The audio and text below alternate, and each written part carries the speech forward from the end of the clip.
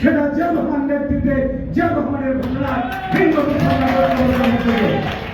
ঠিক তেমন করে 53 বছর পরে শহীদ রাষ্ট্রপতি জিয়াউর রহমানের হত্যা ভারপ্রাপ্ত চেয়ারম্যান তারেক রহমানের নেতৃত্বে জাতীয় ঐক্যবদ্ধ হয়ে বেগম খালেদা জিয়াকে কারাগারে নেওয়ার পরে যখনই সেক্ষেত্রে সরকার ভেবেছিলেন বেগম খালেদা জিয়াকে যদি কারাগারে নেওয়া যায়, শাস্তি দেওয়া যায়, তাহলে বাংলাদেশ জাতীয়তাবাদী দল যাবে অথবা জাতীয়তাবাদ শক্তি বাংলাদেশে থাকবে না। সেখানে এই বেগম খালেদা জিয়াকে কারাগারে নিয়ে তাকে মিথ্যা মামলা দিয়ে সাজা দেওয়া হয়েছিল। কিন্তু পারেনি এই স্বৈরাচারী সরকার হিন্দু মুসলিম সমস্ত জাতীয় ঐক্যবদ্ধ হয়ে তারেক রহমানের নেতৃত্বে যেমন স্বাধীনতা যুদ্ধে ঝাঁপিয়ে পড়েছিল, তেমন করে তার নেতৃত্বে প্রায় 15 বছর গণতান্ত্রিক আন্দোলন সংগ্রাম করে সেই গত 5 তারিখে শেষ আন্দোলনের মধ্য দিয়ে এদেশের স্বৈরাচারী সরকার পতন ঘটিয়ে আরেকটি গণতান্ত্রিক রাষ্ট্র ব্যবস্থা কায়েম করেছেন।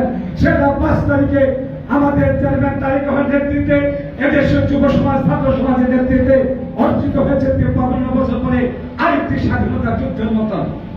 আজকে তাকে দুভাগে বিভক্ত করা হচ্ছে। আজকে আমি আমার হিন্দু মুসলমান ভাইদের উদ্দেশ্য করে বলতে চাই, আমরা স্বাধীনতা যুদ্ধ করেছি কোন জাতিভেদের মধ্য দিয়ে নয়।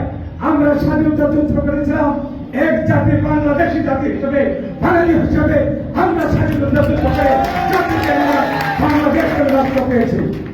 আমরা গত 5 তারিখে 5 আগস্ট যে যুদ্ধ হয়েছে তাদের তখন নেতৃত্বের দিকজন থেকে দিলে এক আন্দোলন সংগ্রাম প্রায় 1000 মাইল খালি হওয়ার পরও সর্বশেষ আবার সেই 5 আগস্টের আগে 1000 মাইল খালি করে হিন্দু মুসলিম বৌদ্ধ খ্রিস্টান সকলে ঐক্যবদ্ধ ভাবে আন্দোলন সংগ্রাম করে এই স্বৈরাচারী সরকার হাসিনাকে পতন ঘটিয়েছে।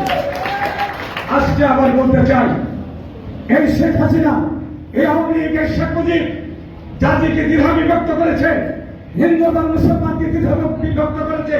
যখনই নির্বাচনের কথা আসতো তখনই তারা এক একটা নাটক সাজিয়ে হিন্দু মুসলমানকে ডিভাইড করে দেওয়া হতো। অনেক হিন্দু বাড়িতে আগুন দেওয়া হয়েছে, অনেক মন্দিরে আগুন দেওয়া হয়েছে, অনেক মন্দির ভেঙে দিয়েছে। সমস্ত কিছুর মধ্যে ছিল একটি ষড়যন্ত্র, সেটা আওয়ামী লীগ বুঝাতে যেত, ইন্ডিয়াকে ভারতকে বুঝাতো এই বাংলাদেশে আওয়ামী লীগ না থাকে হিন্দু থাকবে না।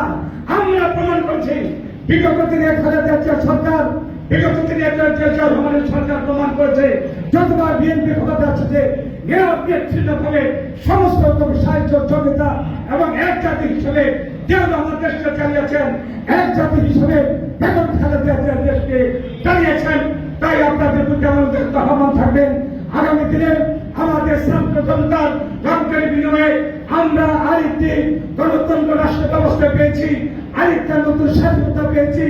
এই স্বাধীনতার মধ্য দিয়ে একটি অন্তর্বর্তী এই যুদ্ধ এবং জীবনের মধ্য দিয়ে একটি অন্তর্বর্তী সরকার পেয়েছি।